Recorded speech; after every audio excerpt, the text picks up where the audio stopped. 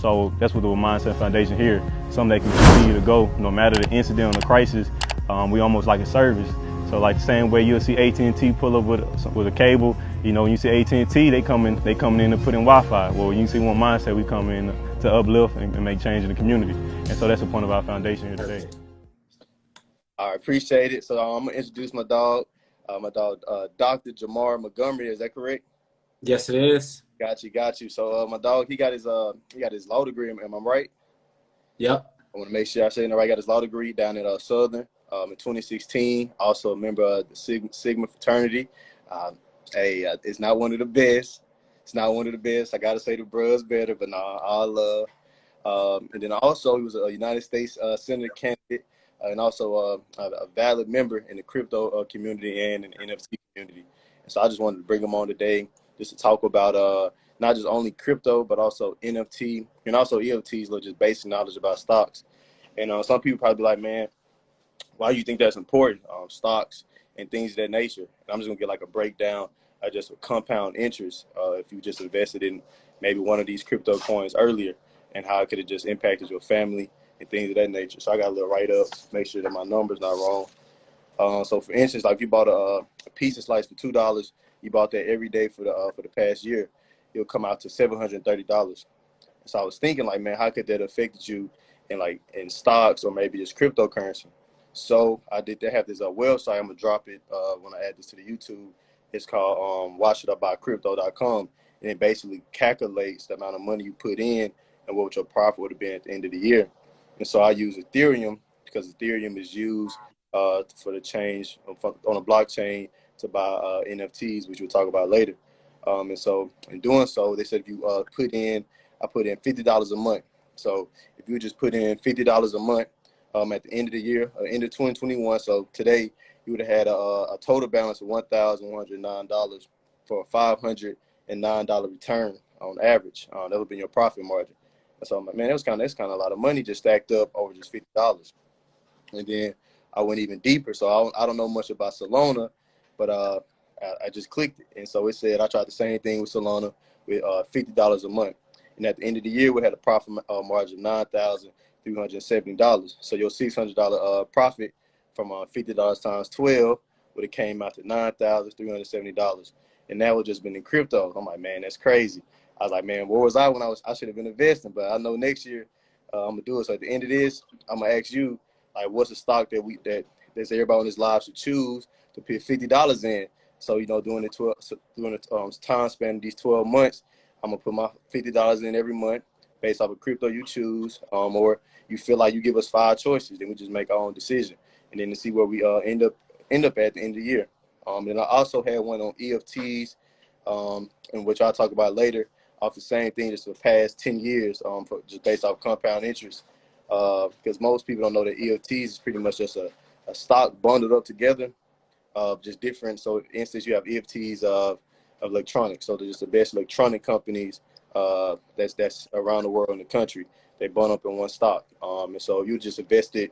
I have it right here. If you're the best, put a $100 upfront investment, and you invest in $50 each month for the past 10 years of an interest rate of 24.9 return. In those 10 years, you had $20,776. In the past 20 years, you had $211,810. So the money's there, but we obviously missing out on it because I don't got it. So that's why I brought you in today just to talk about it. And I got some basic questions.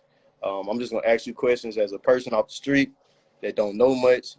That's just like, man, hey, all I know is that I seen somebody make $1 million. I'm trying to get it too. So that's how I'm gonna come at it today. That's a good question. We're gonna drop that, Chad. That's what I'm getting at. It's gonna be basic questions. I'm coming at you just regular, like just want to know. It's just for people that don't know much, and so that's what we're trying to gain today. Most def, man. Well, thank you for having me on, and appreciate your audience for being there, and my audience for being here as well. So I'm ready to get into it. Okay, so the first one I started, I got my notebook. I'm serious. Got my notebook, my pen, because I'm gonna write down everything and I'm gonna put it to use. Implied knowledge is powerful. So it says, what are cryptocurrencies? It says, what are cryptocurrencies? So in your knowledge, what are cryptocurrencies? Cryptocurrencies. The technical answer. I'm gonna give two answers. The technical answer is cryptocurrencies are currencies that are built on the blockchain. That means that we have taken our computers, we've taken some programming software, and we've put that software on a bunch of different computers, people who all wanted to be part of this particular network, right? And we found a way of being able to transfer value from one person to another, utilizing just data packets. All right, that's the technical answer. That's the light technical answer. The everyday answer, cryptocurrency, is poor people's venture capitalism. Mm. So oftentimes when new companies were being created, you weren't able to get involved in them early because they were only open to what we know as venture capitalist firms or private equity firms, right? Mm-hmm. People who invest in companies extremely early, and when the company is supposed to go public, the next thing that they do, one second. Until my dog come back and need be, I had the old bumping. My bad. I had some delivery people dropping some stuff off. Good. So basically what you have is venture capitalism for poor people. Oftentimes those kinds of opportunities weren't available to us. And so now with cryptocurrency and the blockchain, it has really opened it up for everyone all over the world. And it's not just people in America, it's people all over the world that are able to take advantage of that. So the technical answer of what it is one thing, and then the everyday answer of what it does is another. And I really want us to focus on what it does, because that'll help us really understand what it is. So I got something to say, because I heard you say something that was very interesting, because it's crazy how this worked out. This happened to me on Tuesday. So you said, when like a new stock opens up on the stock market, a lot of times the poor people, or just people that's not the elite, they can't hop in on it early. And so I had the same thing happen. So the Oculus goggles that people been got for Christmas, where you go into the virtual reality. Well, that stock itself I'm like, man, these goggles fire. I'm like, how much these stocks cost? So I look into the stocks. The stocks for that goggle. What's up, my brother Norwood? The stocks for that goggle was I want to say 80 cents, 85 cents at the time. This was on Sunday. It was on Sunday. And so I was like, man, I'm trying to get it. So I was like, I went on Robinhood. It's not on Robinhood, which is like a public market for the average American. So I hopped on Robinhood. Like, man, let me get this stock real quick. It's not on there. So like, where I can go next. So I went to Fidelity, downloaded the app, and was like, man, I'm just gonna put some money in to try to get the stock. So they told me, because it was a penny stock, I wasn't allowed to get it until like 5 days until my money cleared. And like, it was irritating, because I'm just watching the money just double each day. I'm just watching. I'm like, man, I'm trying to hurry up and get in.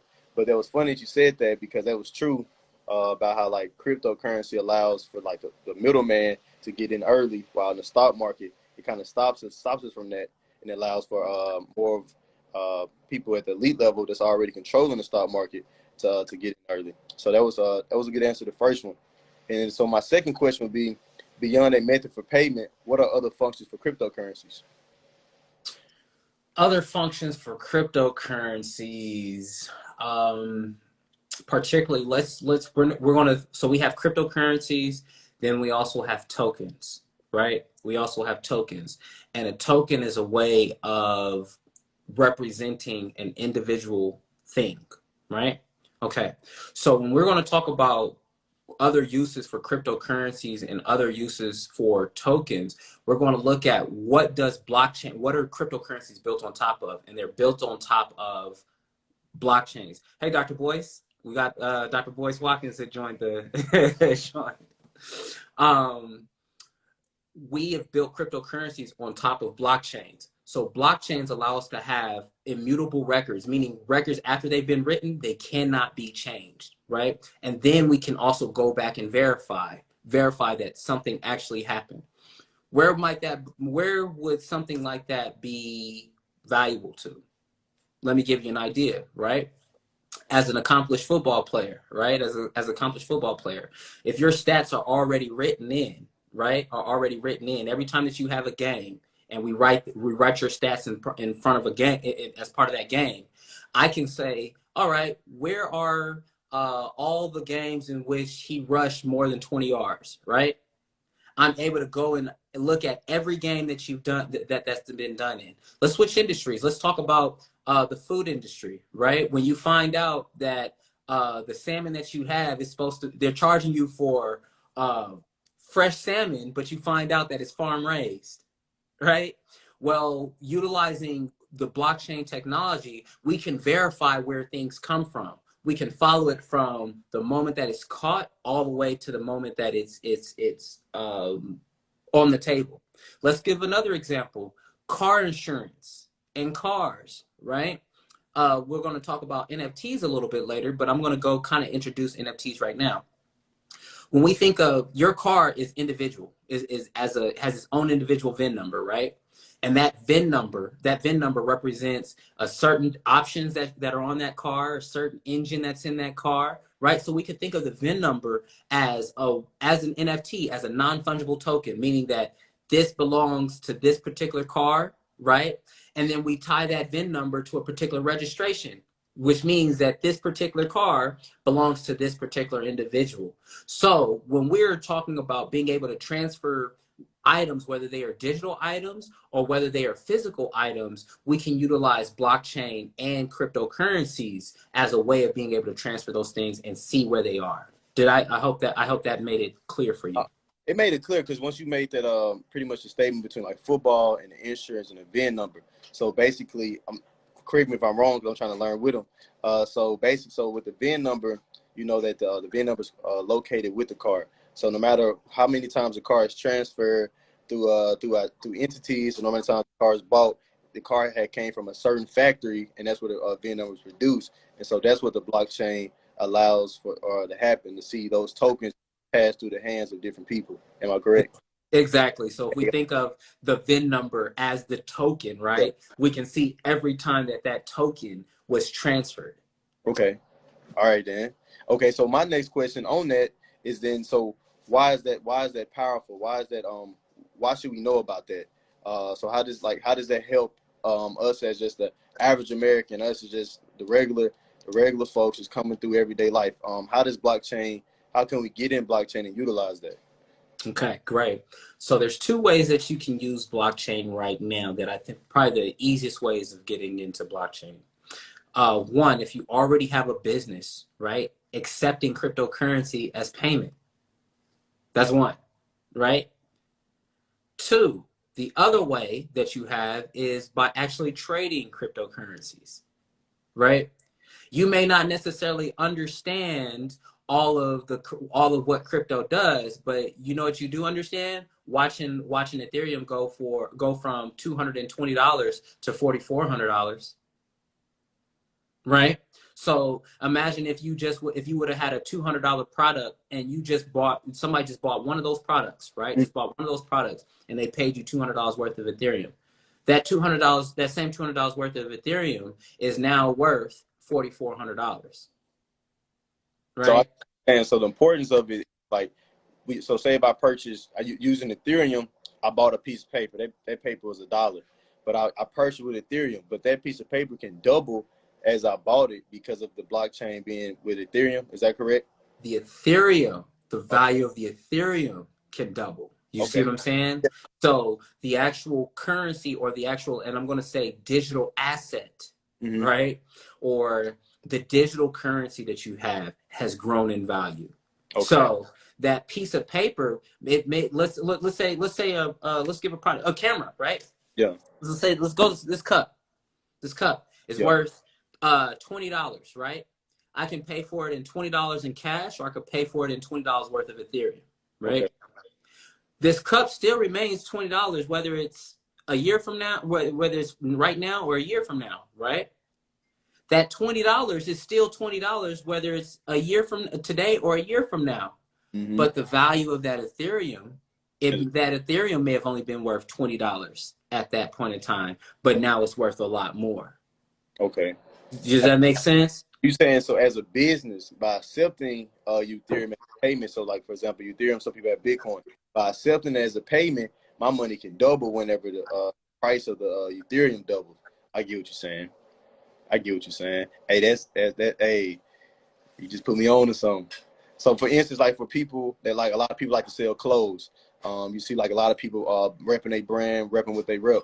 So we started allowing those people to accept money. So like you bought the OneMindSet polo. You just bought it for $10. So as they bought it, as Ethereum goes up, the price of my that was traded for their funds doubles as I'm accepting those payments. So is that correct?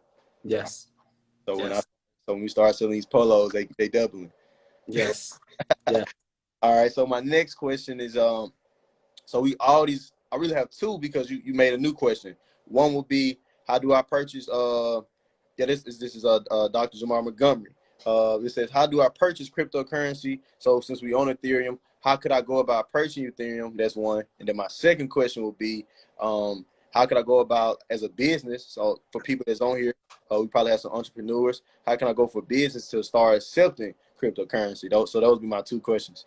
Beautiful, beautiful. So the easiest gateways into crypto are usually through what we know as either a Coinbase account, a Crypto.com account, or a Gemini account.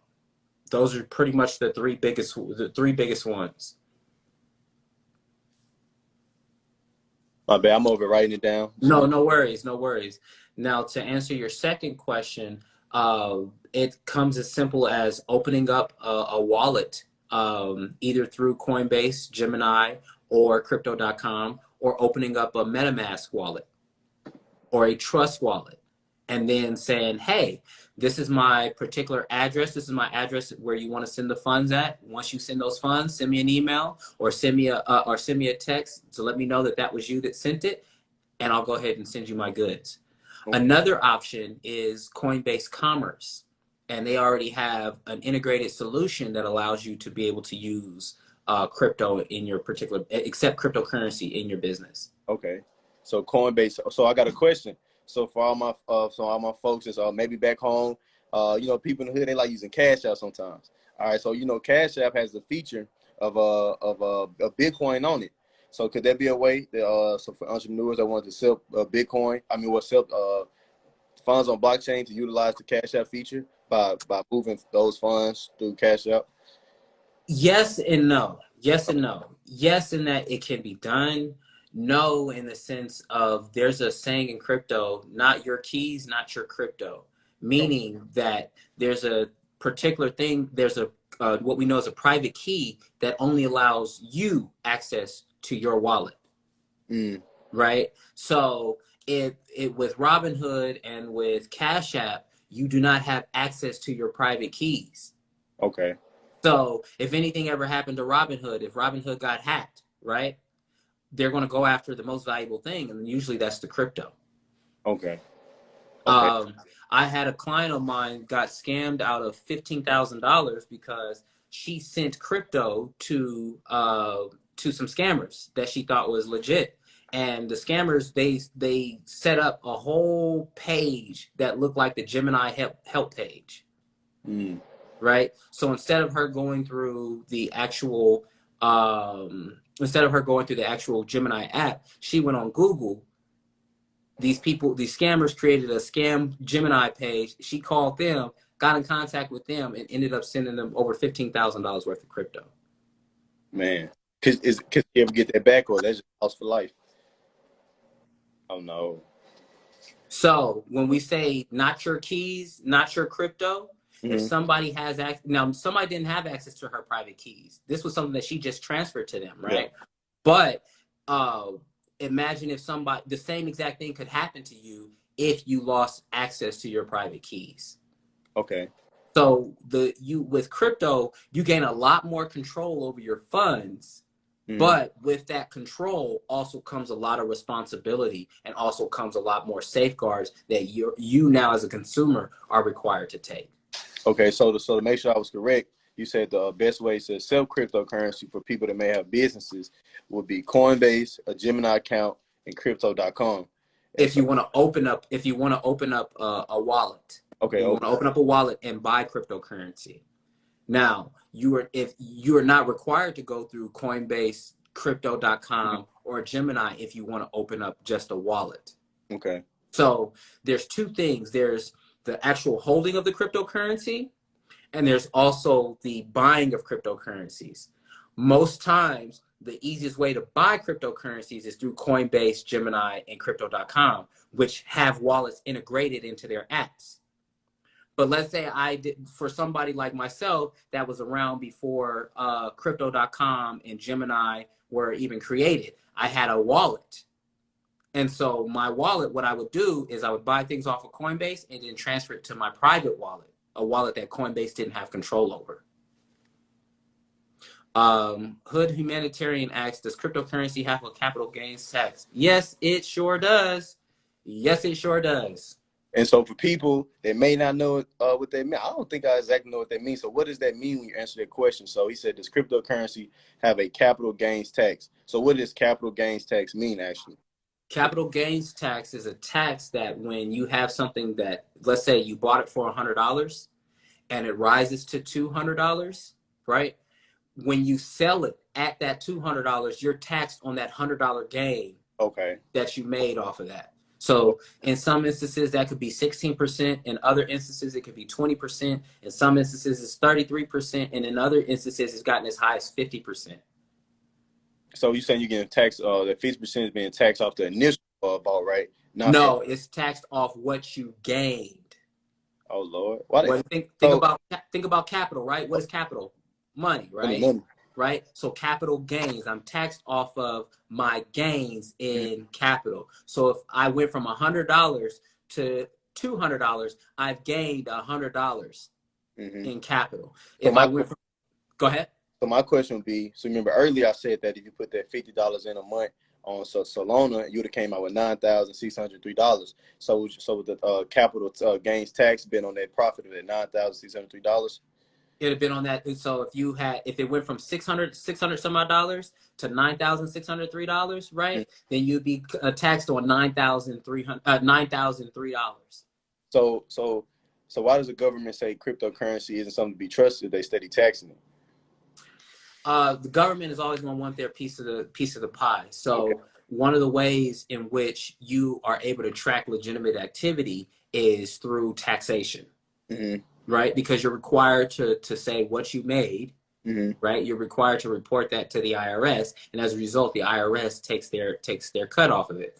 With cryptocurrency, because it's not part of the traditional system, it is more difficult for it to tax, right? And Ajami Ray asked a question. She said, only when you sell in terms of capital gains tax? Correct. When you sell. Okay. So my question would be, so you know I have a nonprofit. So imagine if I wanted to utilize that money. I want to take instead of y'all taxing, I mean, I will just give it to some people that may need it. Is that possible? I'm not a CPA, so I'm not able to give tax advice. But what I will say is that nonprofit organizations have a unique opportunity to take advantage of cryptocurrency. The floor is yours. What do you mean? I was calling. Hey, man, I can't give all the sauce away for free. Okay, my bad. Hey, I gotta call you then. Okay, so I did. How do you purchase cryptocurrency? Okay, my next question was so I got a list of some of the top 10 performing cryptocurrencies that I kind of researched them on and looked up. This might be right, might be wrong, but I have Bitcoin, Ethereum, as you said, Ripple, XRP, Litecoin, IOTA, Tether, Cardano, Bitcoin Cash. What's that? Well, look, there you go. It wasn't 10, it was 8.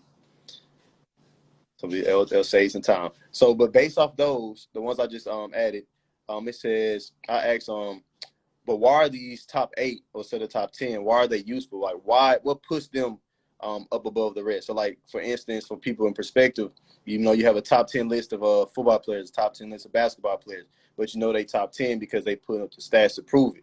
So, why are these coins top 10? Like, what's making them top 10? So when we go to look at and understand other top 10s as people that's not as advanced as you, like, what's something we can look at and learn to know, okay, I feel like that one in the future may be top 10. Okay. First, Bitcoin is where it's at because it's the first. It's the first. It was when we first started getting involved in cryptocurrency, trying to understand cryptocurrency, right? It was the first.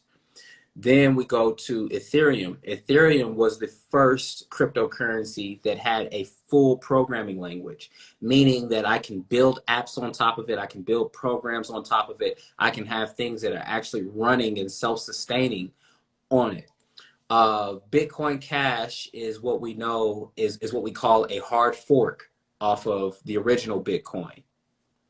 Let's see, Cardano. Cardano has its own blockchain and has some easier usability and capabilities for building applications. XRP, it's one of the first that was actually trying to take on the banking system, the SWIFT system, on being a way of transferring funds between of accounting for transfers of funds between banks. Right now, they're in trouble with the SEC. They've been in litigation with the SEC for at least the last 2 years. Solana has its own. Is Solana on its own blockchain? I could be incorrect, but Solana adds a lot of interoperability between the different blockchains. So that's why Solana is valuable. When I start analyzing cryptocurrencies, what I'm looking at is what are they actually doing? What are they bringing to the table? Are they solving a problem? Are they solving a real world problem? That's one, right? And that's what some of the major top 10 and top 20 cryptocurrencies have done, is they've solved a real world problem but provided a blockchain solution to a real world problem.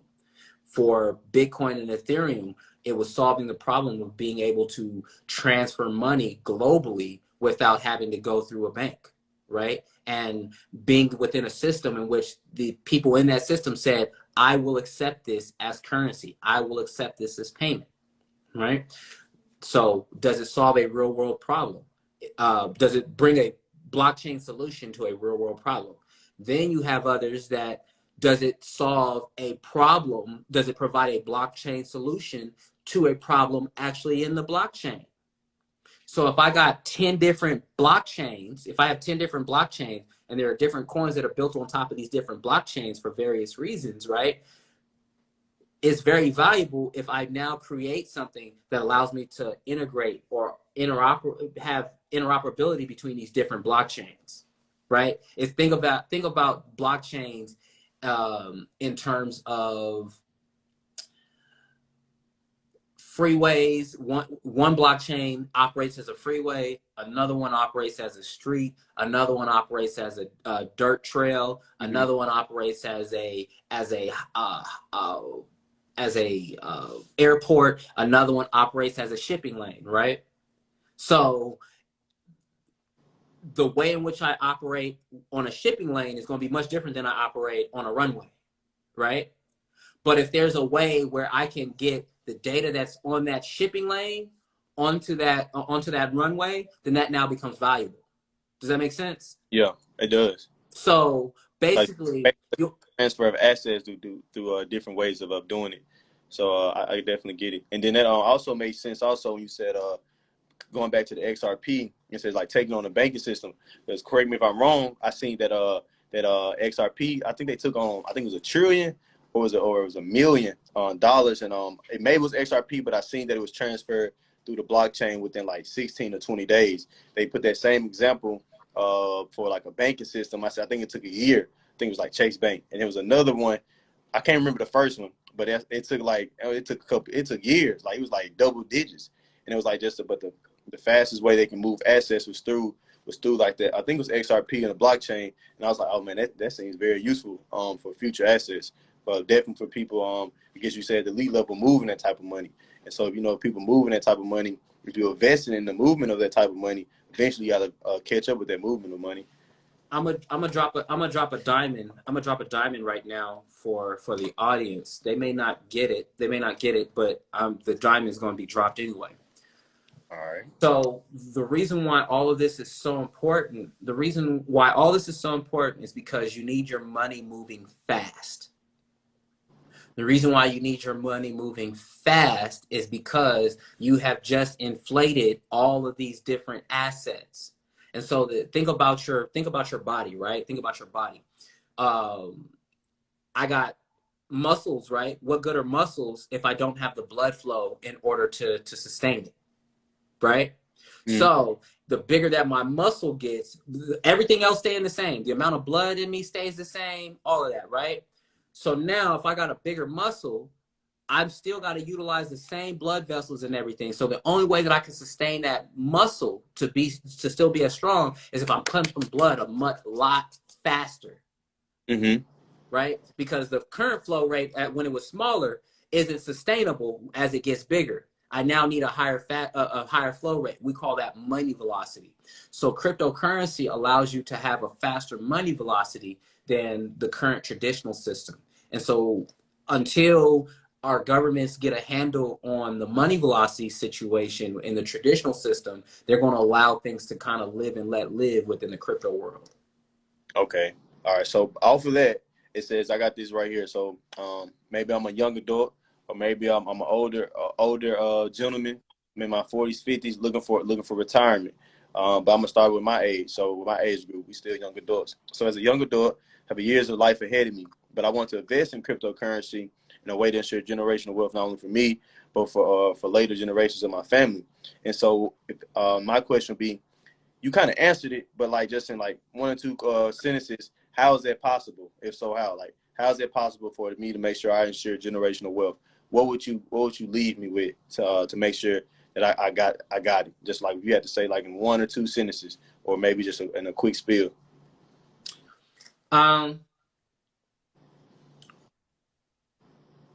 You have to define what are the things that last generations, right? Because it's very easy for us to utilize that term generational wealth, but then when you look at where people put their money at, like I call BS all the time, right? So generational wealth, meaning something that can be passed from generation to generation. Wealth, meaning a container for my time, my talent, my energy, my freedom, right? So now, how do I transfer all of my talent, my time, my energy, right, into something that I can pass to a generation? To another generation. That means I have to encapsulate it in something, right? Oftentimes, the best way to do it is through real estate, but there's a high barrier to entry to real estate. So then people go to stocks. Right, and in some instances, there's a high barrier to entry to stocks. Now, the other vehicle that we have available to us is cryptocurrency. So, if someone was asking me, like you just did, about what would I be doing for cryptocurrency, what would I be doing for generational wealth, I'd look at where is it that I want my family to be in 20 years, in 50 years, in 100 years, in 200 years. That comes with assets and that comes with knowledge. So the assets that I would be putting it into, I'd be putting it into real estate. I'd be putting it into stocks, and I definitely have been putting it into cryptocurrency. All of these things are just vehicles. They are vehicles for getting you to where you need to be. And the true freedom that you're looking for is the freedom of your time, because that is something that you will never, ever get back. And it's the one asset that you do not know how much you have of. Yeah, you talking that. I like that. That was good. That was an amazing answer. All right, so we done with crypto. If y'all have people that's joining in, I'm dropped it here on my Instagram, also uploaded on my YouTube channel. So if you missed out on it, it's some gems. If you need some more knowledge, hop on my dog page. I'll drop it after this. But now we talking about NFTs, the hottest thing out right now. It's like Michael Jordan in the '96. All right, NFTs hot right now. So we want to talk about it because it's something that's still fairly new in the game. Like NFTs, even though people might seem like, man, I think I'm missing out. Nah, it's just grabbing steam, especially with the metaverse being started and being put in place. So I want to just ask a quick couple questions about NFTs. So my first one is, what is an NFT? And so just a random person off the street, I don't know much. I know something, but I'm acting as if I don't know anything. So, like, what is an NFT? Beautiful. NFT stands for non-fungible token. Non-fungible. What does non-fungible mean? That means that one token is different from another. It may look the same, it may sound the same, but it is totally different and totally unique because of its identifier. Did you know that we carry around a version of non-fungible tokens every day? Did you know that? I don't. Only version of non-fungible tokens I know from my best example was somebody explained it in the way of 2K, because I know people play 2K. If you get on 2K, you get your tattoos, you get tatted. But some people that start off in the game, they come bare brown shirt. They call you a brown shirt player. You sorry. But if you have your tattoos and your new clothes, you look good in a video game. But eventually you got to come back to reality. When you come back to reality, you don't have those tattoos on you. You don't got that fit. You don't got that fit on that you do in the 2K system. You don't got the same shoes you got in reality. But that's something you can't get your refund back on it. You spent your money on it, but you can't get your money back. And so that was my version of learning about NFTs. It was just like, that's something you can't trade or get a refund on. But yeah, you look good in a virtual world. That's an application of NFTs. I'm gonna give you one that you carry in your pocket every day. Okay. Put me on. What's that? A $50 bill. What's that? That VIN number? The serial number, right? The serial number. Will I find another $50 bill with that serial number on it? I don't think so. No, you will Nope. not, because it's an individual, right? But as far as using it, I can't tell one $50 from another. Can I? Right? But the one way in which I can tell is that each one has a different serial number. Does that make sense? Mm-hmm. So how is it, when they, when I was practicing as a juvenile defense, as a juvenile public defender, right? And I had cases where they had set some of my kids up with some money, right? The way in which they were able to prove that that particular money was because they wrote down the serial numbers of that particular. And we seen that with some of my followers. Some people might be a Pooh Shiesty fan, and that's how he got caught up. Was that when they seen the money, they zoomed in with the camera, they called a serial number, and they linked it to the same money that was there at the scene. So that's a good. Okay, so that's an example of a non-fungible token, right? Because what does this token do? It gives me access to something, right? It gives me access to a good or service or service, right? Now, when it comes down to it, that person doesn't care if it's serial number B2518. All they care is whether or not they're able to use it. So now I'm going to transition from thinking about just NFTs, right, from artwork to what NFTs actually are. And they are tokens. They are individual tokens, right? All right. Now, the way in which we've understood NFTs is through the art world, and people selling digital art, selling JPEGs, selling GIFs, selling those kinds of things. And a lot of people have been making a lot of money from it, right? A lot of people have made a lot of money from it. I'll be making my money in a different way, and I'm going to teach people how to do that. Once again, I can't give all the sauce for free, man. So how about this? I'll give you. I'll just ask you for you to drop one sauce, something that maybe we can all just use and learn from, and then the rest, they can go to your page and reach out to you and learn about it. And so I'm gonna go straight to it. No, actually, I'll still ask the questions about NFT, and then that will lead up to that question. So the next one is, what makes an NFT valuable? So like, why is it that, man, like we seen, I can't think of his name, the boxer that's a YouTuber. Floyd Mayweather? No, the white guy. He's Logan Paul. Logan Paul, my God. Logan Paul. He just bought. I think he has an asset of over like $2 million, if I'm not right or wrong, but it's up there, and of over 16 collections of NFTs. But why are they worth $2 million? Why are they that valuable? They're valuable because of the social proof of the people that are buying it. Mm-hmm. Okay. You may not remember this. But Nelly's got a song called Air Force Ones, right? Yeah, come on, man. Hold on. I'm not trying to play you like that. I ain't trying to play you like that. Yeah. But Air Force people were not checking for Air Force Ones before then. The moment that he made that song, the value of those of Air Force Ones went up. That's true. Why? Because somebody that was famous, right, had now made a song about them, was wearing them in the videos, and now was be able to market them. And now you could create a level of exclusivity as a result of the price going up. And that happened 2 times with Air Force Ones, actually. They doubled again after my dog Herb. I can call Lip Herb because I've been a fan since 15. When he dropped on his G Fazos, they started claiming them as G Fazos. They doubled again. Now you can't find an Air Force One nowhere. You gotta look, search. I'm like, man, Air Force One, you just walk to the store and grab it after you get them dirty one good time. You can't find them. And so that's a good example of that. Yep. So those NFTs, when it comes to artwork, there's a way of showing that you are part of a particular club. You know, it's the way of flexing your wealth in a digital manner. Okay. So I also seen that so with as a making NFT valuable, as I have a little just like a little insight. Also seen that on like instance the yacht club NFTs. I know a lot of times that because utilization that comes with owning an NFT also can make it valuable. Yes. I'm wrong. Yes. So if you have an NFT that gives you access to a particular thing, well, I'm going to bring it back to sports. Right? Bring it back to sports. Remember trading cards? Mm-hmm. Right?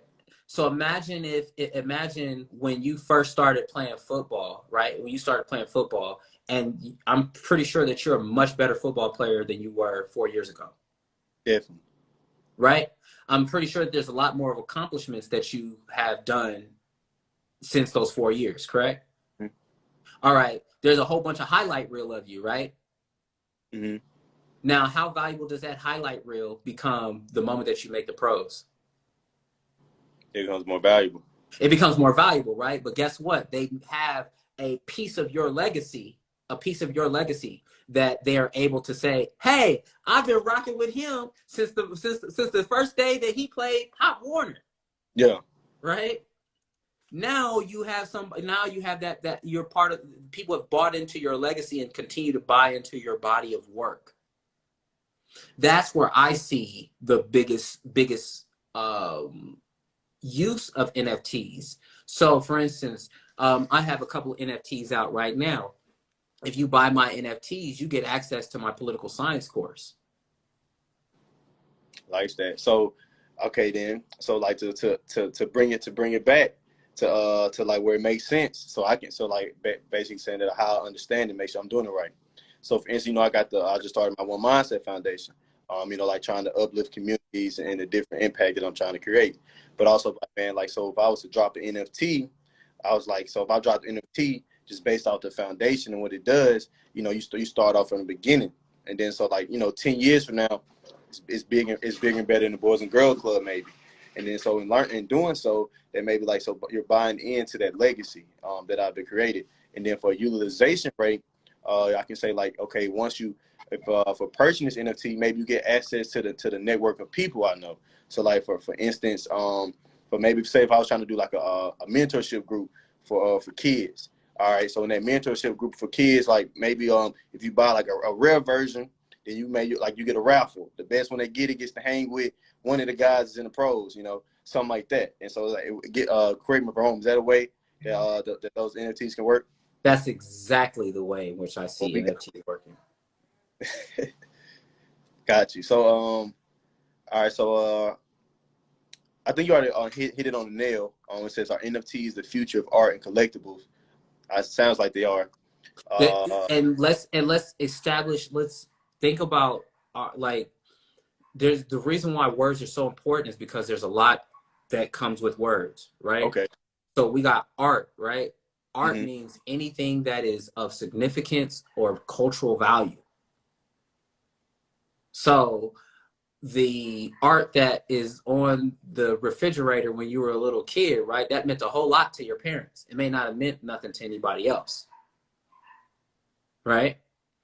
So then when I start thinking about NFTs, I'm now thinking about what are the applications that I'm going to be utilizing NFTs for, and what legacy and community am I going to be using them for? But you're absolutely correct. All right. So then my next question, so I think we kind of hit it. It says, what are the functions of NFTs? And basically the utilization of them maybe. And then also, some people might not know about the metaverse, and could NFTs be established in the metaverse, which is like a virtual Yes. background? Yes, you can have your whole avatar be represented as an NFT. Your avatar in the metaverse is an NFT that you may have bought. Mm-hmm. You said it sounds like we create the value and exclusive Yep. assets. Things are powerful for the culture, and I Yep. was there.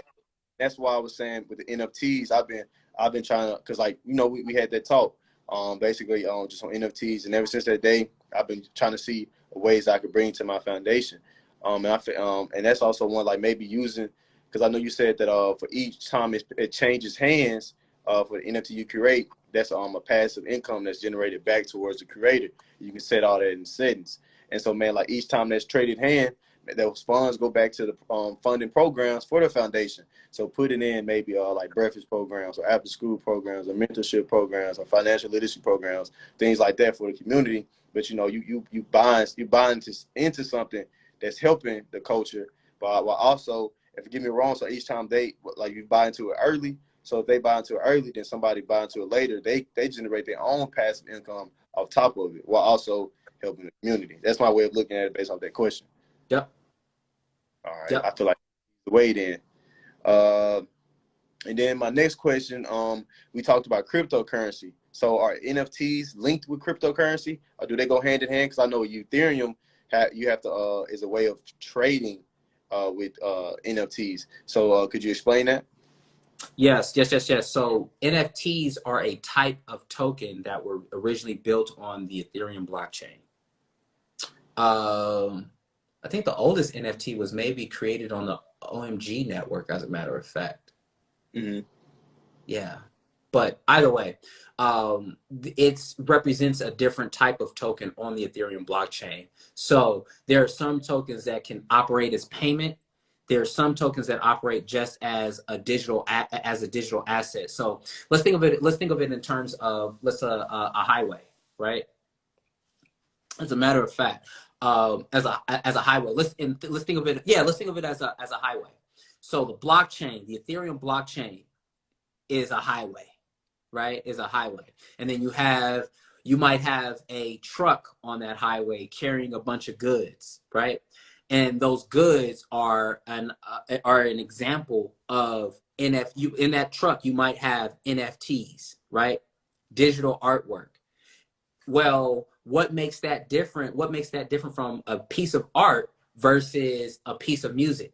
I can still encode them the same, right? I can still encode it the same.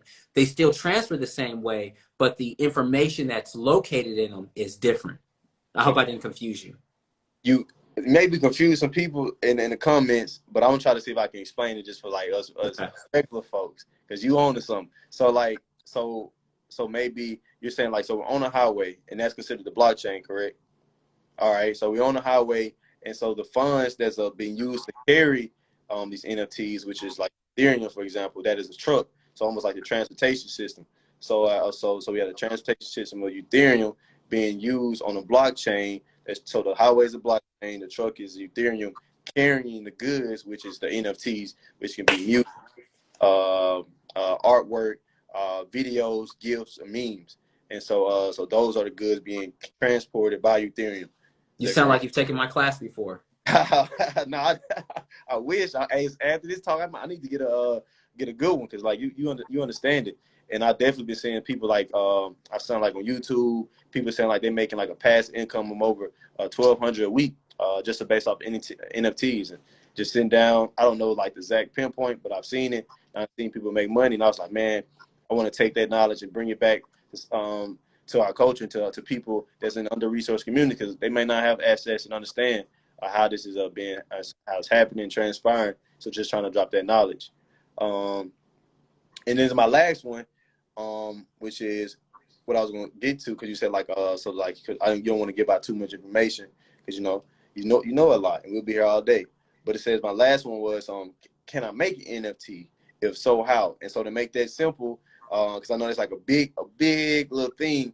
Could you just explain it, maybe just 5 to 10 simple steps of how how me or if anybody out here with their own brand or entrepreneurship, their own little just anything they got going, how could they make their own NFT and make and also make profit off of it, just in 5 steps or 10 steps that you could drop for us? Okay, so what I did is I dropped a platform called OpenSea.io. Okay. Another one is called Rarible, Rarible. And those are probably two of the easiest ways of getting involved in NFTs, of creating your own NFT and then marketing and selling your own NFT. And you said what was the next one?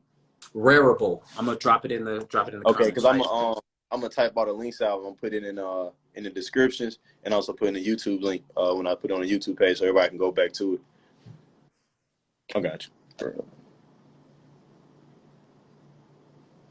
Got you.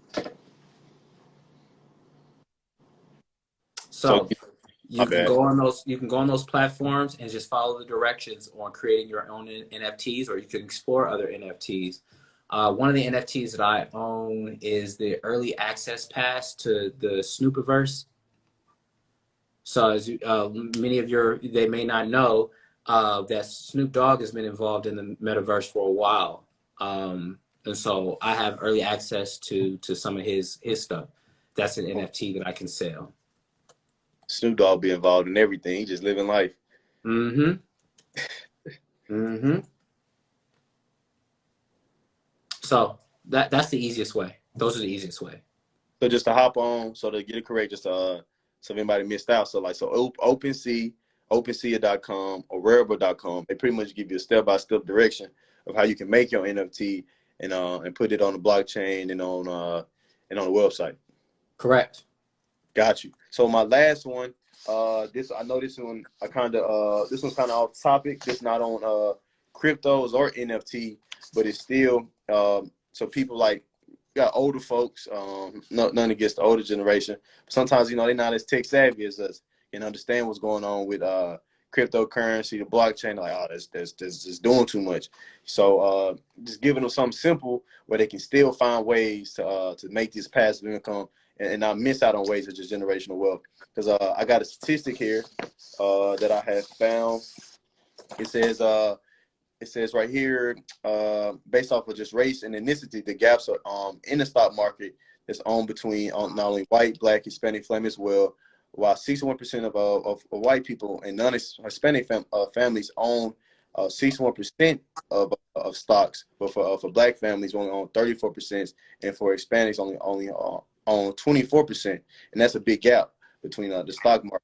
And so for just that's that's a 30% gap just of in owning stocks. And so so obviously it's a gap there, and so just ways we could close that gap.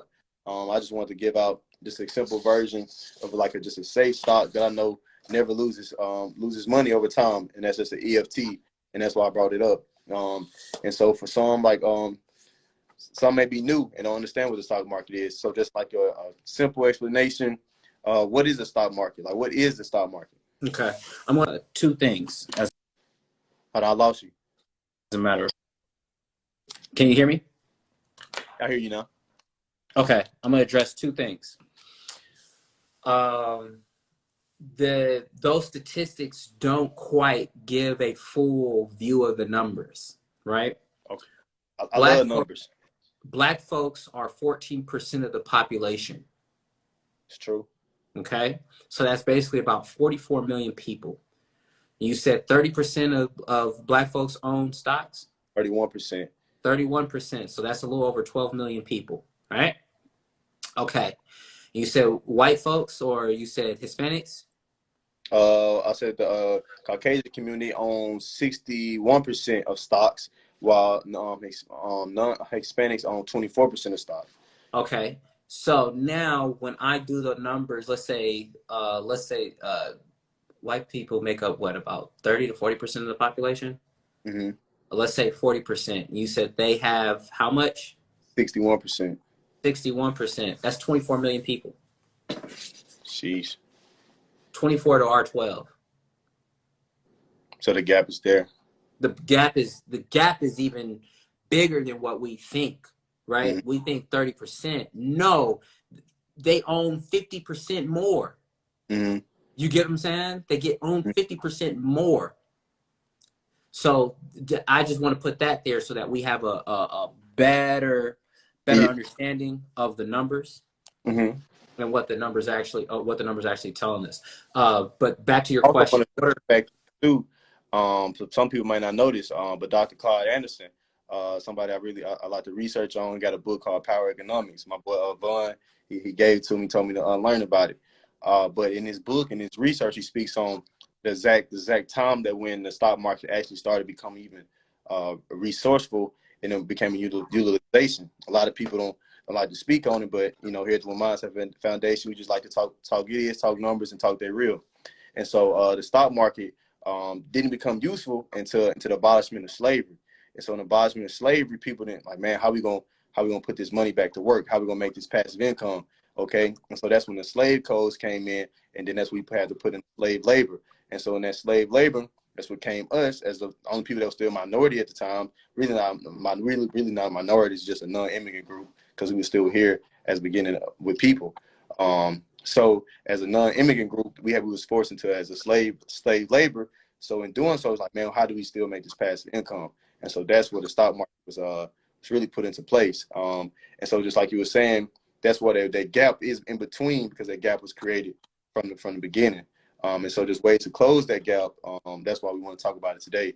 Like basically, like, what is the stock market, how to invest in the stock market, and the reason why I brought up EFTs again, that's as you've seen the numbers, it's a 24.9% interest over the past 10 years. If you would have put in, I think I said $100 investment and $50 a month, you would have had over $20,000 in 10 years, and over 20 years, you would have had over $280,000. And so just dropping that knowledge and dropping those jewels to the people that's in the chat and people that may watch this later. Most def. I want to shout out my boy Chai Billion, who's one of the most influential voices in Black Wealth Twitter. Okay. One of my frat brothers. He's had me on his show a couple of times, as a matter of Yes, fact. Okay. So I'm glad that you brought up Dr. Claude Anderson. I would encourage the audience to go and check out the recent interview he did with Chico Bean. Yeah, he did a good one. It was a very good one, right? But the most important thing that we have to look at is the stock market gives you access to the fruits of the labor of a company, right? So why is the stock market important? The stock market is important because many of the companies that you patronize, that you spend your money with, have stock. What kind of shoes do you have on right now? Hey, I got on house shoes, but if I had some shoes on, it'd probably be you never know, Jordan. I want some mindset shoes, but just some Jordans, maybe some Nike, you know. But right now, I got some good house shoes on. Okay, so you have Nikes, right? Yeah, Nike's on the stock market. definitely. Is Adidas on the stock market? Adidas is on the stock market. Apple's on the stock market. Let me look around at some of the stuff that I got right now. We got Gildan, maybe, or maybe the company that made Gildan. Now you're starting to think, Yeah, right? Yeah.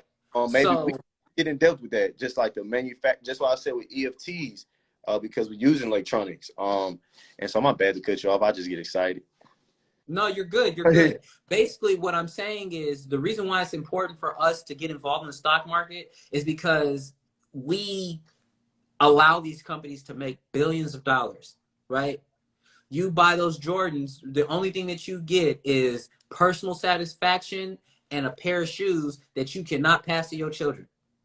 Sound like NFT. Right? But you've made Nike, you made Phil Knight billions of dollars, right? You made them billions of dollars, but you have not participated in the very thing that allows them. Don't have any ownership in the company that you patronize, in a company that you support. So which one is more valuable, a $200 pair of Jordans, or a $200 worth of Nike stock? $200, because it's an asset that can double over time. While that pair of shoes, when you buy it for $200, you try to resell after wearing it, won't have a depreciation price on it that you may just resell for $100 to your next door neighbor. But so unless you just find you get some rare shoes that you can that if you can beat the bots and buy some and resell them, but that's like one in a million. So anywhere it go, your best bet is still your safe bet would be placing that $200 into maybe that stock market of the shoes of your choice, or and allowing that money to double over time.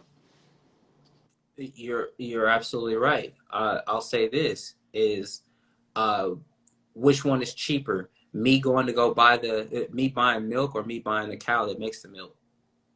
You buying it because we have a cow farm, so definitely going to get the cow to make the milk, because that Oh, so milk. sounds like the shoes is the milk, and sounds like the Nike the company is the cow.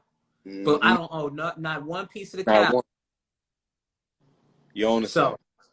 that's why stocks are important. That's why stocks are important. When we talk about ETFs, which are known as exchange traded funds, it is a way of taking all these different companies in a particular industry, right? In a particular industry, and saying, hey, we have an idea of how this industry is going, and we're going to pick these companies. And so instead of you having to pick each individual one, you're able to pick a particular sector or particular industry, and what we call in the financial industry minimizing our risk by picking all these different companies. So if the industry is, let's say, live streaming, how big is live streaming now? Big. You have Twitch with the gaming. Right now, Instagram Live. Different versions. Live streaming is definitely. Let's say I didn't have the time to research all those individual companies, but I know the industry. Mm-hmm. It makes it easier for me to go ahead and invest in the particular industry through an ETF than it does for me to go and spend and invest in all these different each company individually. Gotcha. So people, my bad. Yeah. So people for that's listening. So just to give an example of like what is an EFT and how it can be useful. Like I was trying to say earlier. So we have technology. Or we can even go better. Let's just do technology. And so let's do. I got it. We can knock all that out, make it easier. You have 5G network. 5G network. I'm gonna make it even more simpler because I know the best way to do it. Self-driving cars, because I have EFT stocks and EFT of self-driving cars. So you have different companies that's trying to get in the race of self-driving cars. And so there's an EFT out there that's called I think it's called self-driving EFT. So basically it's just a stock of different companies that's in that race of creating those self-driving cars. And so, as you know, and why they say EFTs are so safe is just basically it's betting on your best people. You know what I'm saying? That's basically what it is. So if you had Tom Brady, you got a Kyler Murray, you got a Drew Brees, you got your best quarterbacks, you betting on, man, which one gonna win best? Man, one of them gonna win. That's the best of the best. And so that's why they're saying EFTs are so powerful. It's because it's just the best of the best. ETFs. My bad, ETF. I appreciate you. It's ETF. NFTs and then ETF. Yeah, they got me out. Too many T's. But ETF, that's why they're so powerful. Because like it's just those best companies combined at the race of just seeing who's going to beat the best, who's going to outlast capitalism, who's going to just keep producing. And so, correct me if I'm wrong. Is that how you can explain ETFs? This is perfect. Got you. I was trying to relay the information to people that may be listening, just not knowing what it means. Then my last one would be, so I'll just give some examples and then I'll end it on the next one. So I have some examples that I want to bring about, and maybe you know some. I just brought up some examples and why people are like, man, but why do you think they're so important? So I have right here, it's called iShares PHLX Semiconductor ETF. And so I Googled for like the past 10 years, the interest and amount of money that was made from it in the past 10 years. Like, was it ever a dip? And like, 2008, we had a big meltdown within the government with the financial crisis, but it still outlasted it for a 412.5% return over the past, I think it was 10 to 20 years. Google it, but it's one of them. But it says the rising consumer. What this means is, what is the iShares PHL Semiconductor ETF?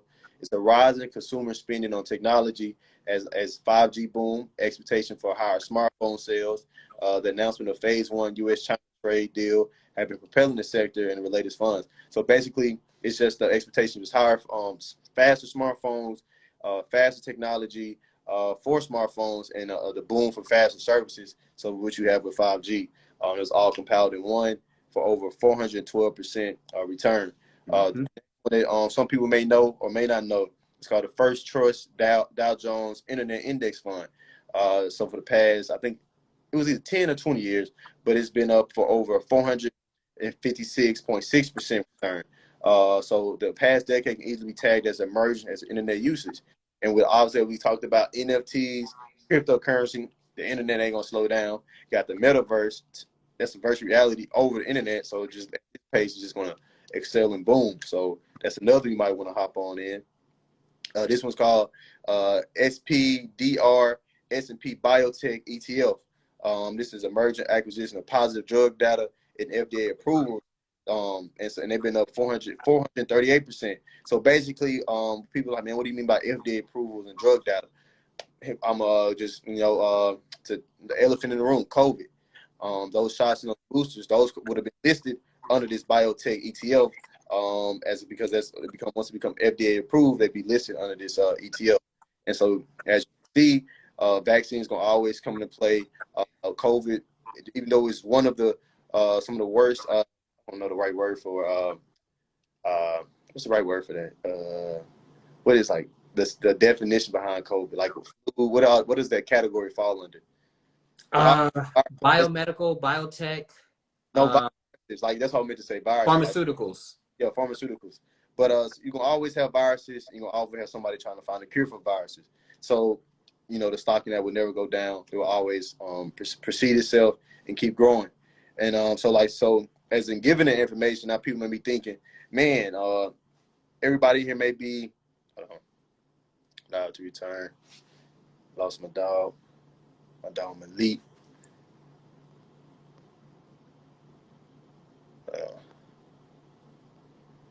I had my dog back. Hold on.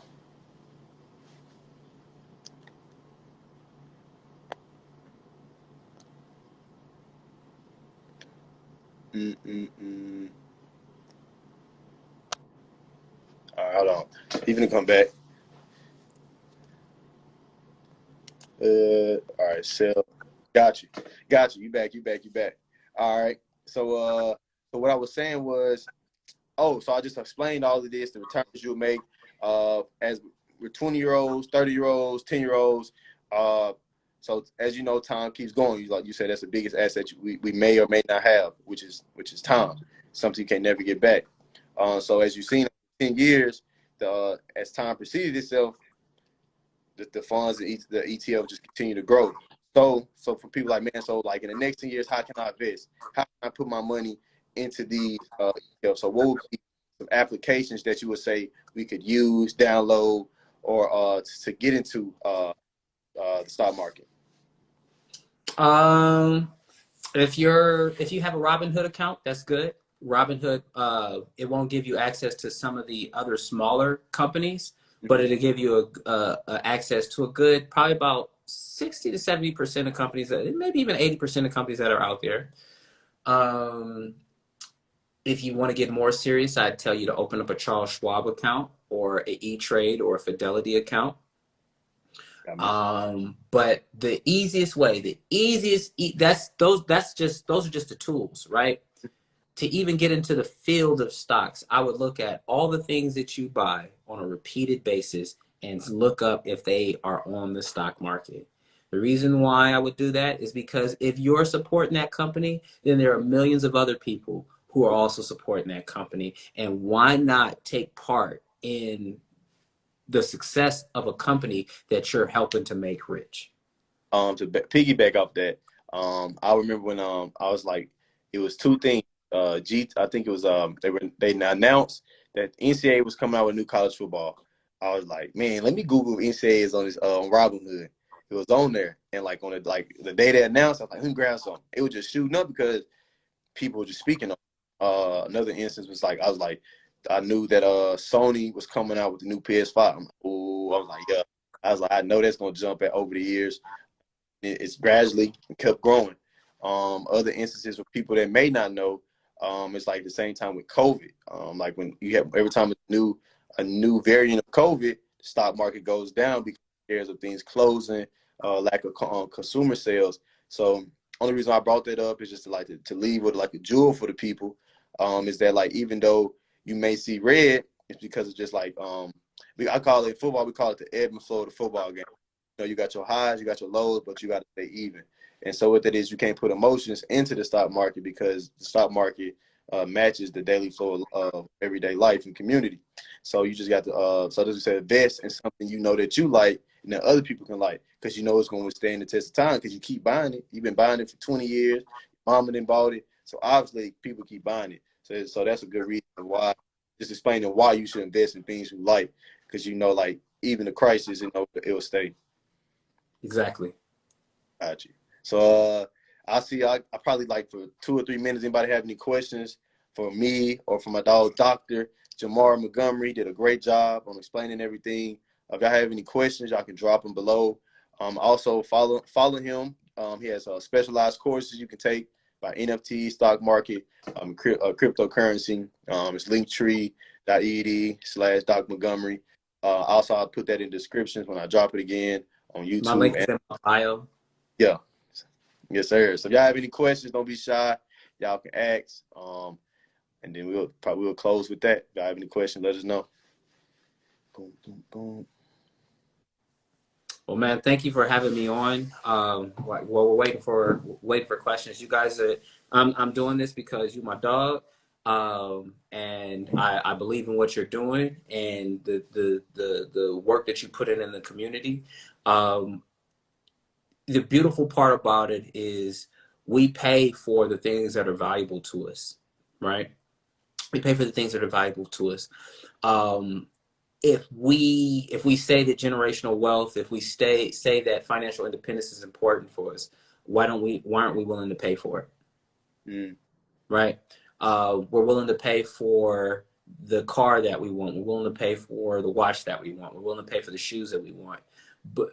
But are those the things that are going to get us to financial independence and generational wealth? No, they're not. Yet we spend money on it, but find every excuse to not spend money on the things that are going to give us financial independence because we're afraid of taking the risk in order to get that information and apply the information. We're more comfortable with taking the risk of being ignorant than taking the risk of going after information that may or may not work for us, right? So I just want us to start thinking about when we start having a different relationship and when we have a different understanding of money, we can have a different relationship with money. And when we have a different relationship with money, we can use our money in ways that benefit us and benefit our goals and dreams. Got you. And to piggyback off that, I like to tell like you said with my foundation, I like to go back to schools and kids. I give them a little speech just about how to like to chase their dreams and how to utilize the energy you have. And so we're doing that. I tell them, like, a lot of times people don't fear they don't fear failure. That's not what they fear. Like, people failed the test before you woke up next, like, man, I don't care. I'll pass the next test. But what you fear was putting that time to study. So I like to piggyback off that is that people fear that process of trying to understand something they don't know. The fear, like, man, I don't know about that, man. Like, that's scary. But, you know, without fear, you won't ever succeed. And so I definitely would say, like, the time and the funds, you put time and funds into learn a new dance. You'll put time and funds in to learn a new trend. Why not put the time and funds into for not only your generation, but for people after you? And so that's why I definitely would piggyback off that and say that too. Yeah. So then I had a dog right here. He says he has how to make NFTs, and here's our artistic mind, but I can't draw. How can I get NFTs made? And he told me to go to OpenSea.com and Rarible.com. .io or OpenSea.io and Rarible.com. And I'm gonna drop that into the description on the YouTube, on the OneMindSet Foundation YouTube, and also on the Instagram page. And then also, if you want to just like go piggyback off what you said, just like putting the time in, putting your funds in, YouTube. I call it YouTube University. You can ask my mama. If I'm lying, I'm dying. I got a notebook full of stuff from YouTube University. I Google some on YouTube, and I just write notes down like I'm in class. Pretty much anything on there. So you can also go in there and learn and try to get some knowledge from there too on how to make NFTs, and also you can, like you said, get on this link tree, take his class, get a one-on-one course. You got the course, and if you want to have one-on-one consultation with me, I have 30-minute sessions and I have hour and 90-minute sessions. So hit my link tree up in my in my link in my bio, and then we'll go from there. So all those questions, I can't give all the sauce away for free. Answer one, I'm gonna end it. Do you recommend getting with those companies that manage where you invest your money? There's a fee for everything. Damn. There's a fee for everything. So look at the fees. I mean, I manage my own portfolio. True. I've helped consult with others on moves that they might find interesting, that might meet their particular goals. So I always encourage people to go ahead and book some time with me, or take my class. Got you. And then put my little 2 cents in. Like he said, I feel like if you put the time and knowledge in of learning from other people, you can start managing your own portfolio too. But if you don't have the time to manage your own portfolio, then it may be your best route. But I would say if you try to spend money for people to invest, use fiduciaries instead of maybe use fiduciaries instead of a financial expert. The reason why you do a fiduciary is because they're paid from the government to give you the best way to put your funds in, instead of them just trying to make money off of telling them where to put their funds at. And so that's why I say find you a fiduciary that can help you in developing your funds and for your portfolio. But appreciate y'all for being on and lasting this long. I had a great insight. Sorry for not answering all y'all questions. But like he said, you can hop on his link tree, follow him, my dog, Dr. Montgomery. And I appreciate the time and everybody that stayed and listened. You'll see this on the YouTube page and on Instagram, and I'll put the link below. Appreciate y'all. Happy New Year's, and let's be great. Y'all take care, man. Thank you for having me on, dude. No problem. All right. All right.